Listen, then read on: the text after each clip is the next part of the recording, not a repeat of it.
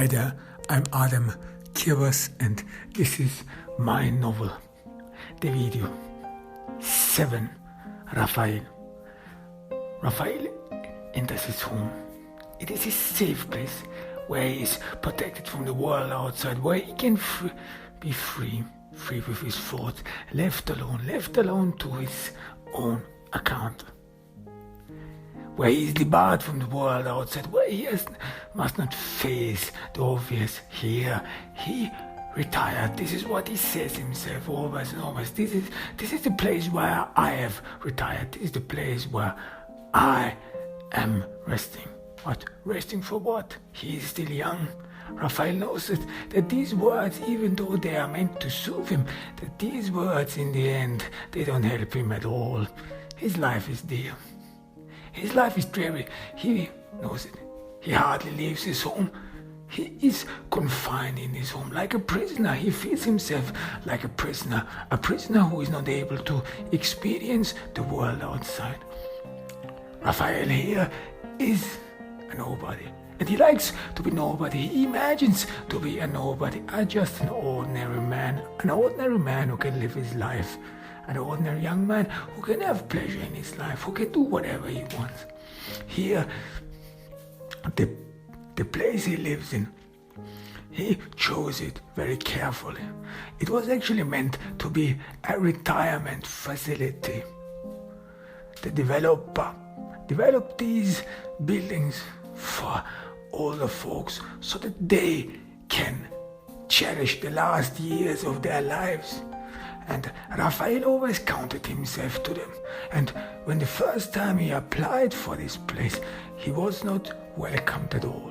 Because many retirees, some of them are indeed one of those who want to make up for the time they lost and who want to enjoy life even in a high age. But most of them thought retirement is something which does not concern younger folks. Retirement is something where you relax, but you keep things calm, silent. You let things roll in a different pace. Most of those retirees, they worked on a daily schedule. They had a very structured life, arranged life, and then they fell out of it. Some of them may have been depressed of it, some not. So this new found liberty needed to be kept close watched, and of course not to be disturbed by younger inclinations, by young folks' inclinations. And this is what Rafael was considered as a young man, as a young fellow who just wants to party, who wants to do drugs, whatever comes in one's mind. And this was contrary to what many retirees thought about life as a great enjoyment.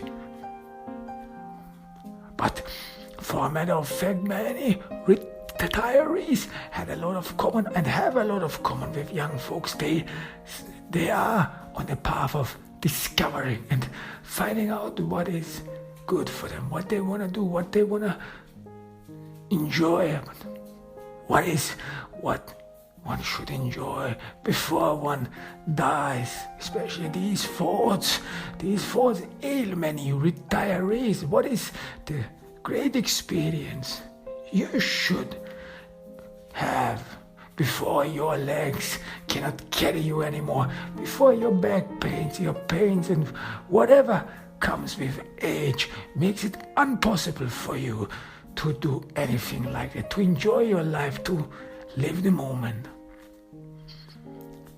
So Rafael was not welcomed, but he is used to that.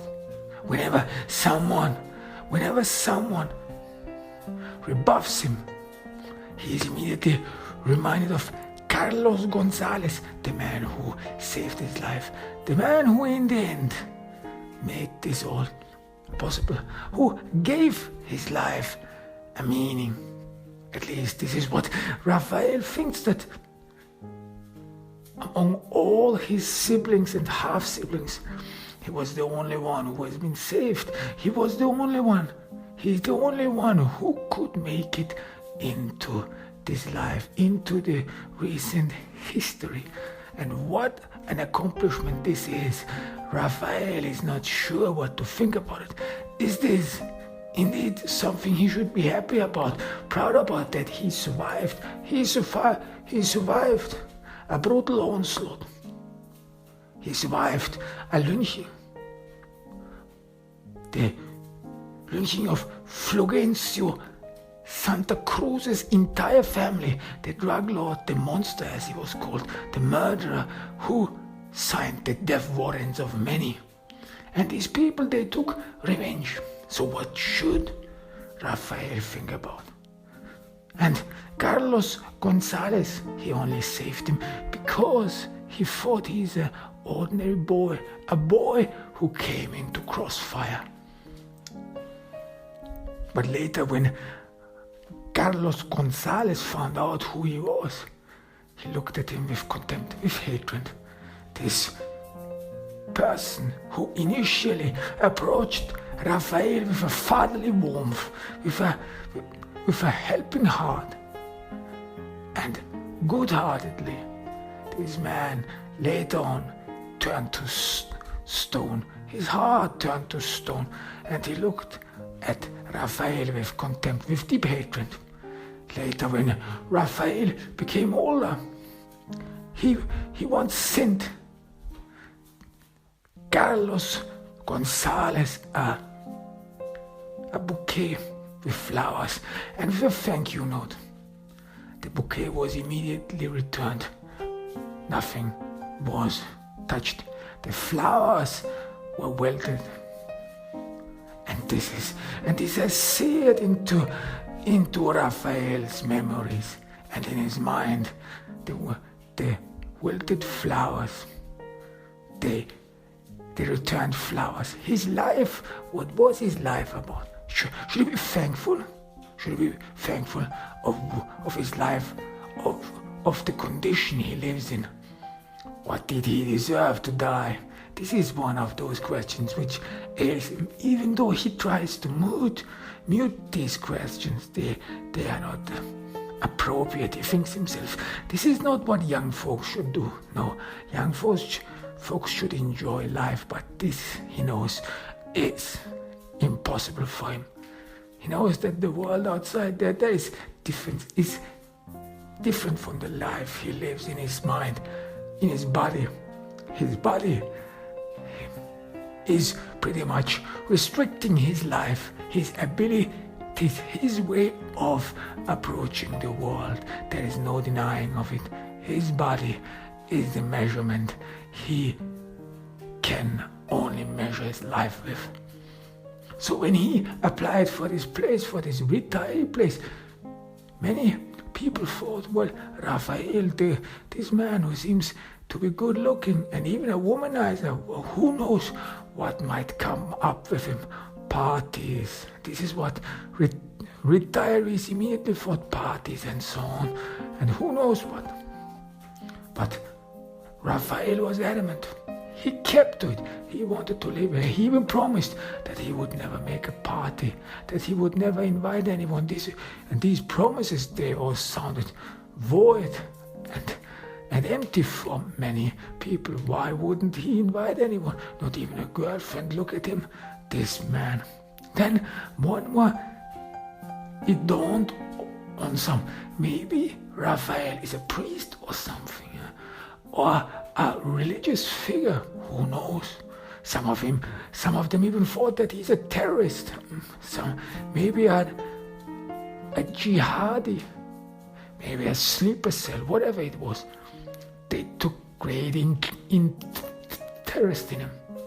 And this was always scary for Rafael, because Rafael didn't want anyone to find out that he is the only surviving relative of Fulgencio Santa Cruz. This could be dangerous. He saw people mournful. He saw people's face with hatred. He still thinks about the people who stormed his home while he was in it. whose faces were distorted in hatred, in deep hatred, in disgust. People who came so far to lynch his parents because they had enough. He saw all the hues of human contempt, of human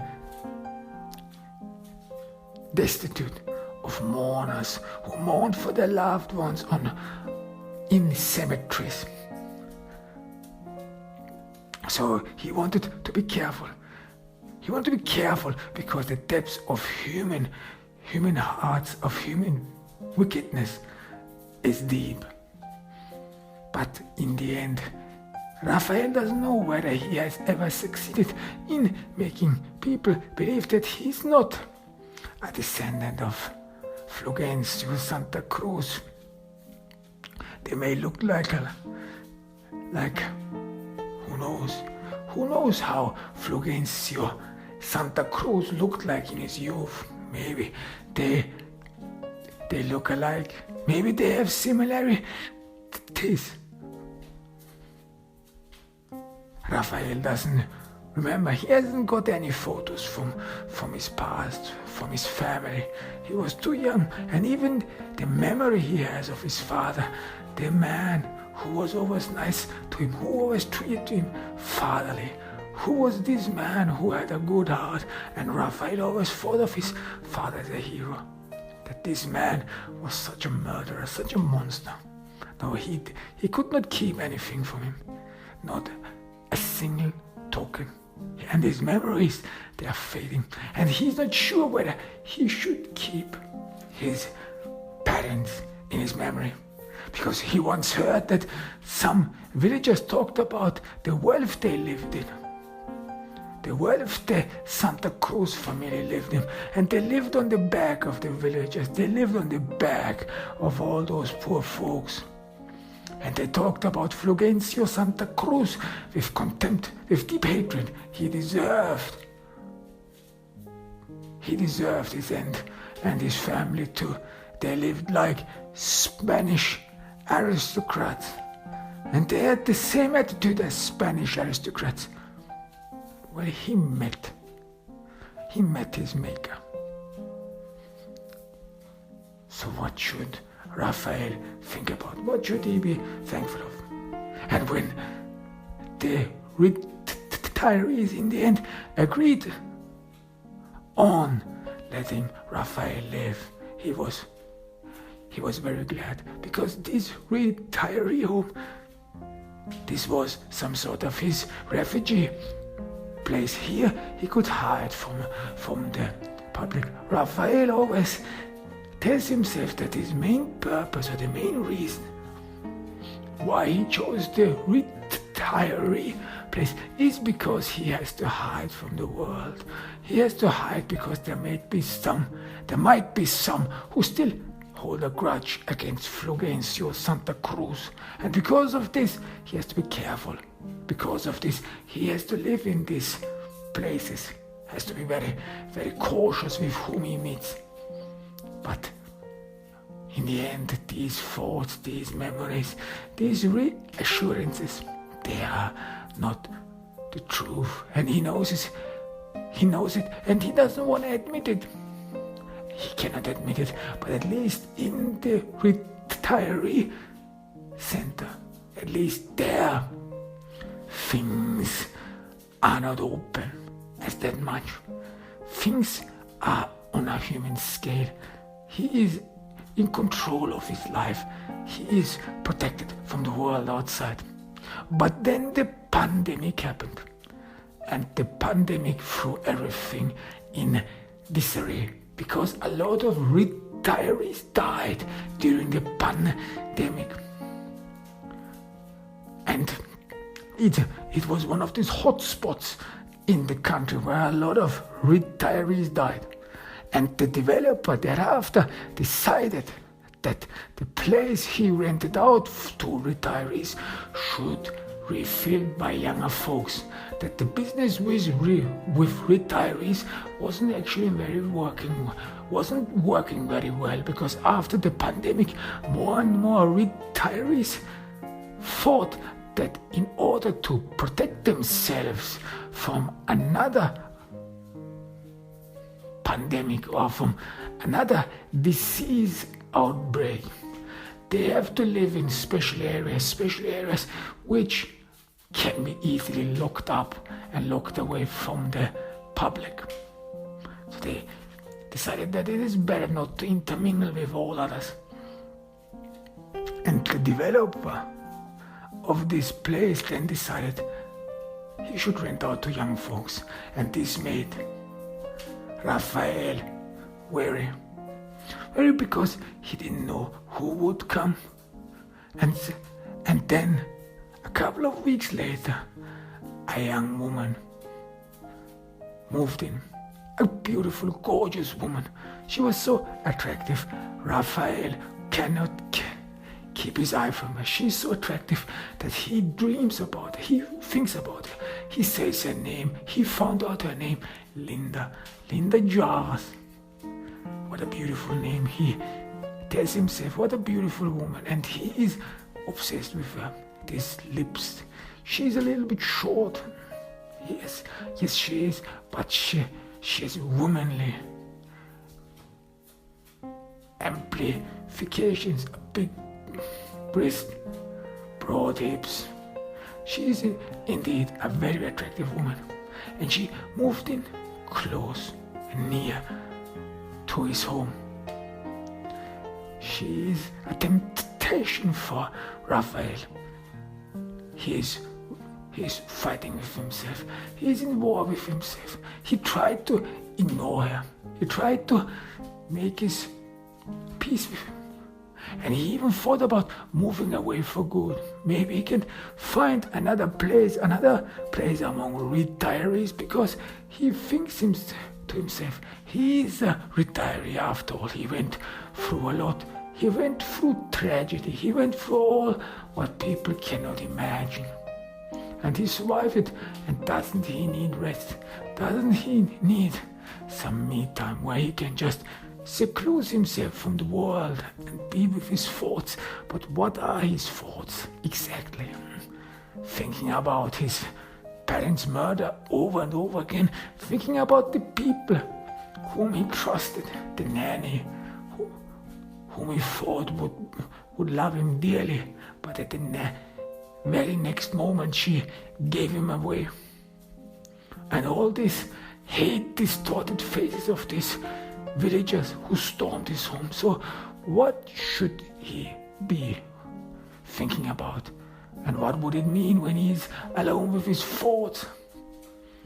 These thoughts, these plans, and all these attempts, they were all ridiculous, stupid in the end. But it was Rafael's word, and Linda Jars, she destroyed it. When Rafael the first time met her, she knocked on his door, but he did not open. He could not dare to open. Linda was wearing a great top, a tight top. She was wearing a skirt, and she came in front of his door bare feet. Linda apparently didn't even care. She didn't even care that she walks on this filthy floor. She was undeterred. She knocked on every door, gave out a flyer, and invited the people to come to the party with her.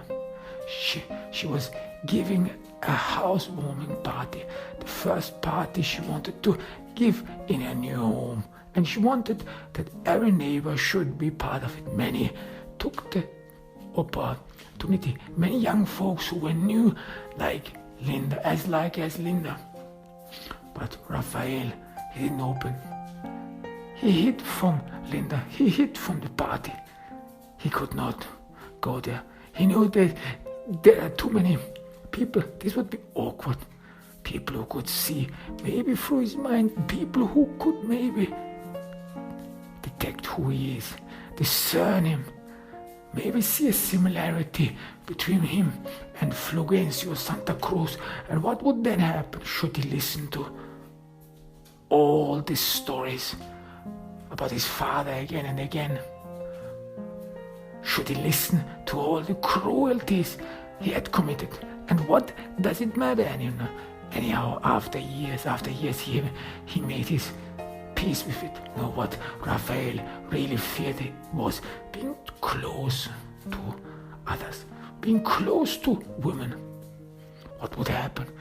What would happen when he would stand close to a woman, and when he would crave for a touch? He was never touched by a woman. He was never even looked at as an attractive man, as a possible suitor for a woman. He only knows about this love, about hormones, and about people going nuts because of their girlfriends who do not respond to their love calls and love messages and so on. He only knows about this stuff through the TV. He has never experienced something like that. He is incapable of experiencing something like that. And this makes him sad. And he, for the first time, when he realized that something was wrong with him, that he was actually killed, half of him was killed in this attack, that he lost part of his soul in his parents' home. He was sad. He was wept because he thought that this was the chance to leave the past behind, to start out new with a family, to start out new with a wife, with a girlfriend, with love, with passion, to leave this sadness behind, the sadness of his life, the sadness of his memories he could not make sense of. Was his father a criminal? Was he a murderer? Was his childhood, was the joy he felt in his early childhood, was it all fake? Was it all real? All these sorries, all these worries, and all these distortions. He wanted to leave them all behind. And love could have been a chance to leave it all behind. Love could give him maybe a chance to restart his life. But it was not possible. It was not meant for Rafael. No. And even though all these years he was educated by love through the media, even though he tried to avoid it, even though he tried to look the other way, but it was impossible. You cannot avoid love. It is all in the air. You cannot think about something else. And it was bothering for Rafael. Initially it was bothering, it was unbearable. Being with a woman, being with her, loving her, having sex with her, these are all things Rafael cannot do. The accident, he calls it an accident. He ensures him that it was an accident, that it was not real. There must be a misunderstanding. Sometimes he tells him, other times he tells himself, maybe this is a punishment. Maybe this is God's justice. Maybe this is God's justice for all the joy he experienced, for all the joy in his youth, and for all the plenty, wasteful life he lived. He lived in a palace. He lived in a hacienda which was nourished and fed on others. He lived in a home. He lived in a home which was built on the back of others, like one of the villagers said. He lived in a home which only could maintain itself by exploiting others. Maybe this was God's punishment. But what was exactly God's aim, God's purpose? To make him watch that others enjoy life. And why should he be punished? What is this all about? Should he be the one who has to pay for the debts of his parents? He was a boy, he didn't know anything. He tried to argue. He Rafael occasionally tries to argue in the hope that God would hear him. His secret hope is that God would hear his arguments and then would help him with anything. Help him anyhow, maybe with a girlfriend who is understanding. A girlfriend whom he can love. Because Rafael, he is sure that he can do her without sex. He doesn't need sex, but this human touch, being close to someone, Rafael doesn't remember having ever been touched by someone compassionately, having been touched by someone with love, someone you see on the TV in soaps and so, how would it feel to be just close to a woman, just thinking about nothing, lying on the beach, sitting somewhere in a restaurant, just to touch someone? Rafael craves closeness, craves this human touch, craves to be with someone he can just be with, just enjoy the company with. How would it feel when his hands, his palms go over the face of someone else, go over the skin of someone else, touch the hair, touch them, see them, look them deep in the eyes and make it aware that he's there. And what would their response be when they see in Rafael an ordinary man with whom they can be together, with whom they can enjoy life? And what young folks do: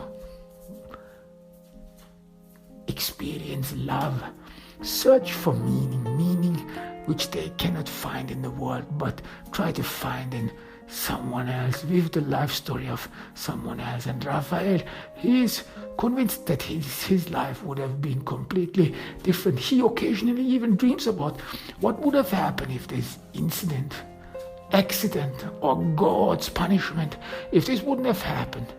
What a man would he have been? Would he have been a strong man? Would he have been a very self-confident man? Would he have been the son of his father? Because Rafael thinks about his current condition due to his inability. This is why he's so cautious. This is why he's so silent. This is why he is introverted. This accident made his character. This accident molded his character. He became who he is. He became Rafael Santa Cruz because of this accident. And he is known around here as this Rafael Santa Cruz, this introverted, silent, cautious, and sometimes even taciturn man. How would he have been? And would he have been more outgoing if this wouldn't have happened? Would he have been one of those guys or even playboys who enjoy the company of a lot of women? Where would he have been now when this incident would have never happened? When he would have been still a man? How many girls would he have been with? Would he have even appreciated being with another person, lying with a man? Would he have appreciated how rare, how important this is? Maybe Rafael ensures himself this is God telling him to appreciate human closeness, appreciate that he can be with someone else, appreciate the touch, appreciate the life of someone else. Maybe this is God's punishment for what all his father did, for all the cruelties his father committed. But these thoughts, they are a little soothing. And even though it may be for him to be taught a lesson, how can he make others believe? How can he make others think of it? There won't be any woman who would be understanding for it. There wouldn't be any woman, and Rafael is sure about it, who would, in the end, look at him, not in a different way, not someone whom needs to be pitied, but as a real man who has needs, as a real man who craves for contact. And then Linda Jars moved in. Rafael is obsessed with her. He thinks of her because Linda Jars, she has a face, even though she's very attractive, she's unimaginably attractive, but still Rafael thinks due to her appearance, due to her face, that she has a good soul, that she would be probably one of those women who would be understanding, who would be soothing, who could help him to make sense of God's plans, who could maybe help him to find a purpose in life. Who knows? Maybe it was meant to be. Maybe it was indeed meant to be. But Rafael is not sure. He's so obsessed with the thought that there may maybe be the right girl out there who could be the one in God's plan. There must be. He isn't sure of it. And then later on, one day when he was in the supermarket, he met Linda Jars. She stood in front of him. She did not recognize him. Of course not. Rafael plays hide and seek with her. He hides from her. He doesn't want her to know that he lives there. He did not attend the party. Of course, Linda didn't know him, didn't know who he was. She doesn't even know who lives in his apartment.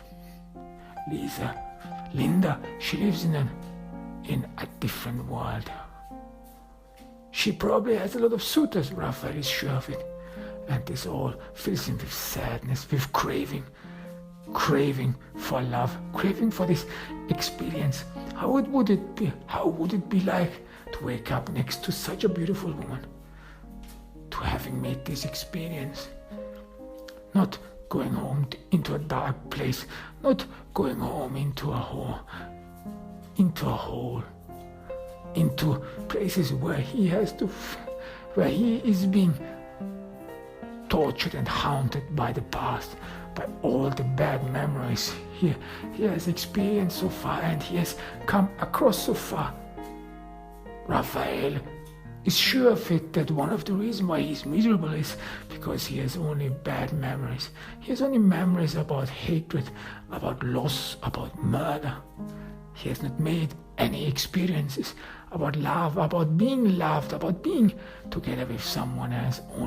The only thing he has experienced in life was darkness, was cruelty, was void. And Linda Jars, she seems to be different. Why it is Rafael's craving after so many years of solicitude, so many years of loneliness. Maybe something inside him now pops out, now wants to make a move, now cannot keep and cannot be kept restrained anymore. Now he wants to be with someone. Now he wants to be close to someone, feel this experience, feel this emotion of being someone very important. But the thought alone makes him sad and brings tears in his eyes. 8. Dawn. Some days, Don is very surprised how easy things actually work, how easy things go from his heart. He is a doctor. He has been a doctor since he could think. Don knows that the moment he wears a white dress, a white doctor's red dress, things are different. Things are getting different. He thinks differently. He walks differently. This white dress, this white doctor's dress comes with a lot of responsibility. This is what Don thinks about it. He does it for the people. He does it to save lives. And he does it very well. He's sure of it. And whenever he is called for an emergency, he is sometimes surprised how easy these things work, how easy he knows what to say, how easy he knows what to do, his movements, his hand, this is a procedure. Every movement is an exact procedure. His mind, his entire body has internalized it. Every movement follows a chain. And Don's thoughts sometimes or even somewhere else. So he can occasionally just watch, observe his own body going on to work, saving lives in an emergency room, saving the lives of others, saving the lives of people who can then see another day. And Don has saved many people's lives, and some of them even sent them thank you cards. Thank you for saving my life. Thank you for helping my boy, my daughter. Thank you for helping my husband, my wife. Don likes these messages, these thank you cards. They mean a lot for him. They give him purpose. They give him strength. This is what life is all about. And but Don, he did not become arrogant. He did not become condescending. He didn't become one of those guys who thought he's someone better. No, Don stayed down to earth. Don stayed loyal to his job, loyal to the people around him. He likes his job, and Don is sure of it. Everyone around him knows it, should know it. The nurses, his fellow doctors, his assistants, everyone should know that Don likes his job, and he does it good because he likes his job. He enjoys every part of it, every day. There are, of course, not many doctors who think that way. Don thinks of himself as special, as one of those few who really enjoy their jobs, as who really found their purpose in life. Don thinks about the world as if every human being is made for something. And all these years before, he has discovered what this something is. He is on a journey. Some never find their destination. Some never find the place where they belong. This is sad. And Don almost wouldn't have become a doctor, he knows it. Almost wouldn't have become someone entirely different. Someone he was not supposed to be. And where would he be then? He was meant to save lives. He was meant to be here in this hospital, to be needed by all others. He was meant to soothe others. Whenever a fellow doctor, a fellow assistant, a nurse gets all shaked up because of an emergency and she doesn't know any answer to any disease, or if people die when one of his fellow doctors and assistant doctors questions life, the purpose of life, Don is always there. Don Hayes is known quite well in this hospital. He's somehow the go-to guy when you need emotional support, the go-to guy who has everything under control. And it looks so easy when Don does it. It looks so as if it would be the most ordinary thing one would do, the easiest thing one would do, just save lives and be pleased with it. Don is not considered arrogant, and Don makes sure that everyone knows that he is not an arrogant ass, that he is down to earth. And Don thinks that because of this he's been loved. Because of this, many nurses give him candy, bring him food. They love him. But of course, despite the fact Don does a lot for his appearance, for his social appearance, even though he tells himself that he doesn't care whether people like him or not, in the end he wants to be liked. In the end he wants that everyone around him enjoys his company. Everyone around him likes to work with him. This is very important for Don. And of course that he gives everyone the impression that he is different. For a matter of fact, that he's not like all these others douchebags who think that they are great or they're above all others because they have managed to save one life. because they have done that what is expected from them. Well, they studied all medicine, didn't they, with the purpose of saving lives. So why do they want to take credit thereafter? Don could never understand it. Don could never wrap his head around it. But of course, despite the fact Don, this nice guy, this guy who is, and Don is sure of it, a role model for all others and for all other fellow doctors, despite the fact there are some doctors who do not consider Don as a role model, who even look down on him. Maybe at least this is what Don thinks about them, who refuse his company. Doctors who look the other way when he enters the room. Doctors who look at him with contempt, look at him with envy. Don occasionally enjoys their gazes because he knows that they want to be like him. They want to be like him, who seems to be easygoing, liked by all others, who seems to be a golden boy. But of course, Don has one enemy for whom Don himself has nothing but contempt. He doesn't hate everyone, or at least Don tells himself that he is not this resentful, vengeful heart. He's a good-hearted human being, and he makes sure that he reminds himself over and over again that I am a good-hearted man. I'm not evil, I'm not wicked, I'm not resentful, I have better things to do. Don has seen a lot of cowboy movies in his childhood, and these cowboy movies somehow helped him to form and mold his attitudes towards his life. They were great education for his formative years.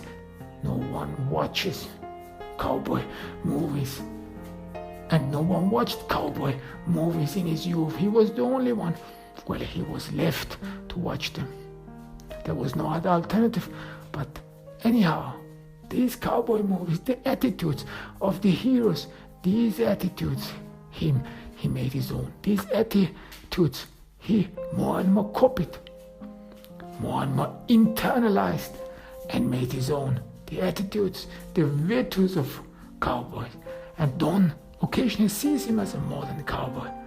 He sees him as one who does good, who protects others, who fights evil.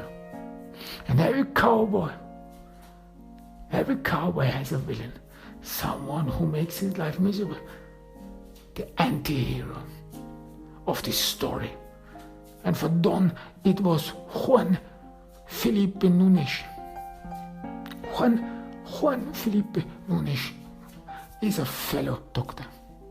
But contrary to Don, Juan Felipe is a very condescending man, at least for Don. Juan Felipe is arrogant. He thinks that he is something better because he is a doctor, because he studied medicine, because he went through a great length of process. Juan Felipe, at least according to Don, needs to remind everyone that he is a doctor. He needs this attention. He needs that everyone pays attention to his accomplishment, to his great accomplishment. For Don, this is all ridiculous. Why does anyone have to emphasize this over and over again? To what purpose? For whom does Juan Felipe emphasize this? Why does he need it? Don is sure Juan Felipe compensates something. But Juan Felipe is liked as well. Liked because, according to Tom, Juan Felipe knows his way around people. Juan Felipe, this wicked man, this two-faced man, and he is in Don's story two-faced. Juan Felipe is the guy who is so pretentious, who is not what he is, who gives a wrong impression of himself. Juan Felipe, and Don knows his knows this. He knows this very well. Has a different heart. Is someone who is not really who he is. He's sure of it. And he is arrogant. Juan Felipe. He is arrogant. And Don watches him closely. Watches Juan Felipe, every move he makes, because Don expects something bad will happen if he does not watch out. Juan Felipe should not harm anyone in his watch. Even though they are equals, Juan Felipe is at the same stage as him. Nevertheless, Don perceives himself as Juan Felipe's superior, as the one on whom it rests, as the one on whom the future of this hospital, of these people, of all these sick people rests.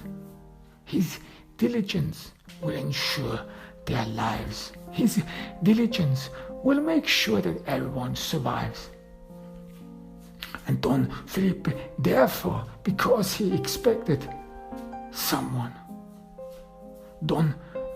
because he expected something wrong with Juan Felipe, therefore thought it necessary that he looks into the life of Juan Felipe. He asked the janitor, Tim, for a key to Juan Felipe's locker in the locker room. Well, Tim is one of these guys who thinks equally. Tim is one of these guys who is understanding. This is the reason why Don likes him. Tim, who immediately didn't ask when Don asked him for a key, that he needs to make sure that everything is in its right place. Tim agreed something is going wrong here. Something is going terribly wrong in this hospital. And he was ready and willingly to give Don a key, a special key with which he can open all the lockers, which he can use to look into the life of Juan Felipe. And Don did, and he discovered that Juan Felipe has a wife and has 2 children. Juan Felipe, for a matter of fact, lives in a beautiful home, has a beautiful wife with beautiful children. Juan Felipe lives the American dream, according to Don. Juan Felipe, this arrogant man, this condescending man, this man who thinks of himself as better and is so pretentious, this man has it all. And Don, of course, became partially jealous. Who wouldn't get jealous? Don Hayes reminds himself everyone craves of this. But in Don's world, only the good guys win. In Don's world, only the good guys are being rewarded. With anything, not the bad guys. And for Don, Juan Felipe was just a bad guy. He's just a bad guy. Someone who is so pretentious, two-faced. Someone who is not who he is.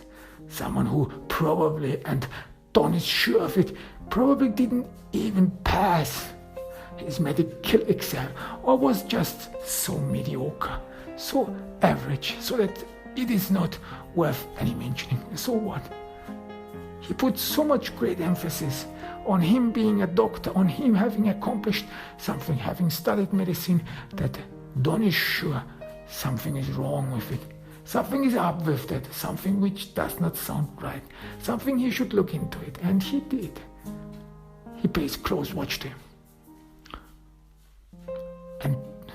And Don immediately discovered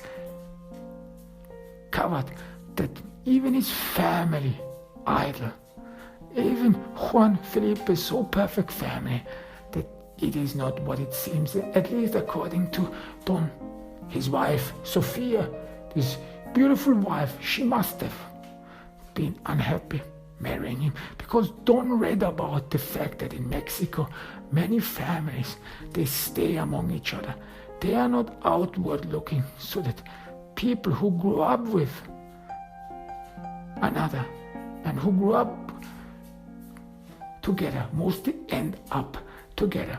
That there is not much intermingling beyond family bond there is. And this means to Don that Juan Felipe was just lucky and fortunate. Don does not think that Juan Felipe is one of these guys a woman would beyond doubt be attracted to, even though he's, well, he would say average looking in that sense. He's not ugly, so that he would in the end get a girl, get a woman. But it is his character, Don is sure of it, his character which prevents him from getting the right woman, getting someone. And especially such a beautiful woman, so something is up with it, probably. And Don is sure of it. The only reason why he got Sophia, this beautiful woman, with these beautiful children, with her children, and not Don, and not Juan Felipe's, because those children, they rather look like, they rather come after their mother and not their arrogant, stupid father. It was luck. Don is sure of it. And even Juan Felipe's life, him being a doctor, him being there, him enjoying his life, this is nothing but luck. And Juan Felipe, apparently he doesn't know this. Apparently Juan Felipe doesn't know that life for a great deal, that life is all about luck, that life is, no matter how many plans you make, no matter how many times you want to put great emphasis on you being the one who is steering the boat, in the end, it is all about luck. Life, success, being able to do things depends a lot on luck. It depends on winds. It depends on God, on favors that are bestowed on you. And even though Juan Felipe might have succeeded in his life, for Don it is clear it was luck. Luck others did not have. And Don somehow feels like the cowboy in himself, that he has to bestow equality to the people. Because apparently there are some who took advantage of the system, of the wicked system. Of course it is a wicked system. Of course the system provides others a few with privileges, and others who have to fight their way into it. Like Don had to fight their way into it. No one gave Don anything. No one bestowed on Don a privilege. He had to accomplish everything by himself. Of course, Juan Felipe, he doesn't know what really trouble is, what really work is. Juan Felipe, he had never had to work for anything. Don is sure of it. Probably he comes from a wealthy family. Probably he got everything he wanted early on. Never had to struggle everything. And his father, who had probably influence, Don doesn't know, but he assumes it. Juan Felipe's father was probably a very influential people, a very influential man who probably made sure that his son got a great education, that his son even passed even medical exam or whatever he did before. Don is sure Juan Felipe is not a good doctor. He is not a good doctor at all. He is so average. He is so pretentious. And Don thinks about Juan Felipe with contempt. This is his arch rival. And he will be there. He will be there when the vehicle derails. And Don is sure of it. Sooner or later, Juan Felipe will show his real face. He will show his real face to the people around him, to his family, to his wife, to everyone, and then Don will be here. He will be there to protect people from him, because people need protection for crooked individuals, for thugs, for these peoples. No, and Don has to be there. So Don, from there on, had two tasks in his life. The first one was to save lives, and the second one is to look into the life of Juan Felipe, the guy who will sooner or later ruin the restaurant, ruin the hospital, kill the people, and destroy everything. Now Don has to keep a close watch on him. And he watches him. He watches him very carefully. Because one thing is sure, no one ever can mess with and fool Don Hayes.